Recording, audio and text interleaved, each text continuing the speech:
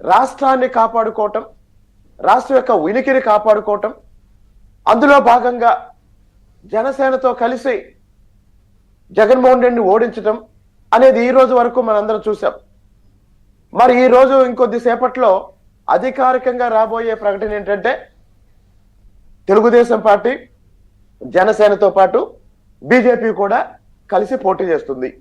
నేను మళ్ళీ చెప్తున్నానండి, ఈరోజు తెలుగుదేశం పార్టీ నాయకుల్లో కానీ కార్యకర్తల్లో కానీ జనసేన పార్టీ కార్యకర్తల్లో కానీ నాయకుల్లో కానీ కొన్ని అంశాల్లో 1-2 భిన్నాభిప్రాయాలున్నా ఒక అంశం మీద మాత్రం అందరూ ఏకతాటి మీద ఉన్నారు.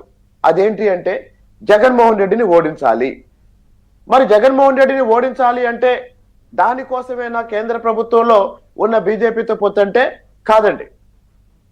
బీజేపీతో పొత్తు దీర్ఘకాలికంగా రాష్ట్ర అభివృద్ధి లక్ష్యంగా ఈరోజు అమరావతి నిర్మాణం కోసం కేంద్ర ప్రభుత్వ సహకారం కావాలి. అలాగనే ఆంధ్రప్రదేశ్ ఆర్థిక పునర్నిర్మాణం కోసం కేంద్ర ప్రభుత్వ సహకారం కావాలి. కాబట్టి ఏదో ఎన్నికల్లో సహకరిస్తుందన్న ఉద్దేశంతో పెట్టుకునే పొత్తు కాదండి. తెలుగుదేశం పార్టీ కార్యకర్తలు నాయకులు, జనసేన పార్టీ కార్యకర్తలు నాయకులు జగన్మోహన్ రెడ్డి ఎంతటి అరాచకాన్ని సృష్టించినా ఎదుర్కోవటానికి సిద్ధంగా ఉన్నారు.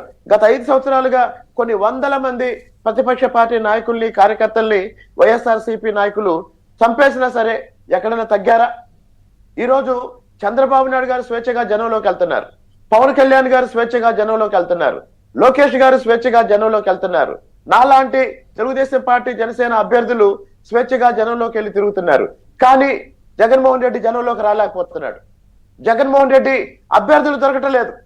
ఆయన ఈ పూట ఒక అభ్యర్థిని ప్రకటిస్తే రేపు పొద్దున అభ్యర్థి ఉపసంహరించుకుంటే మళ్ళీ మధ్యాహ్నానికి ఆయన ఆఫీసులో పనిచేసే ఎవరో ఒక అటెండర్ని ఆయన అభ్యర్థిగా ప్రకటించుకునే పరిస్థితి.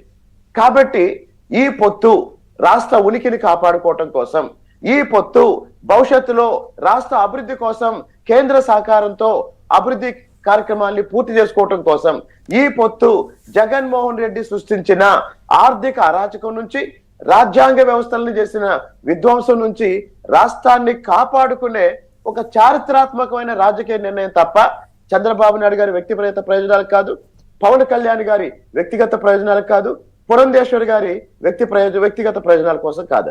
మీరు ఇందాక నుంచి అంటే ఫస్ట్ ఫేజ్లో మాట్లాడినప్పుడు ఇప్పుడు మాట్లాడినప్పుడు కూడా మాటకు ముందు ఒకసారి మాటకు వెనక ఒకసారి ఉనికి కోసం, రాష్ట్ర ఉనికి కోసం, రాష్ట్ర ఉనికి కోసం అంటున్నారు కదా. ఆంధ్రప్రదేశ్ ఏమన్నా ఇప్పుడు రాష్ట్రం మొత్తం బంగాళాఖాతంలో కలిసిపోతుందా? దాని ఆ భూభాగం ఉండదా ఇక మ్యాప్లో? అలాంటి భయం ఉందా మీకు? ఒకవేళ అలా జరిగేదైతే బీజేపీతో పొత్తు పెట్టుకుని కాపాడగలరా మీరు? ఆ సిచ్యువేషన్ ఎందుకు వస్తుంది? ఇప్పుడు ఉనికిని కాపాడుకోవటం అంటే ఆంధ్రప్రదేశ్ భూభాగం ఉంటుందండి.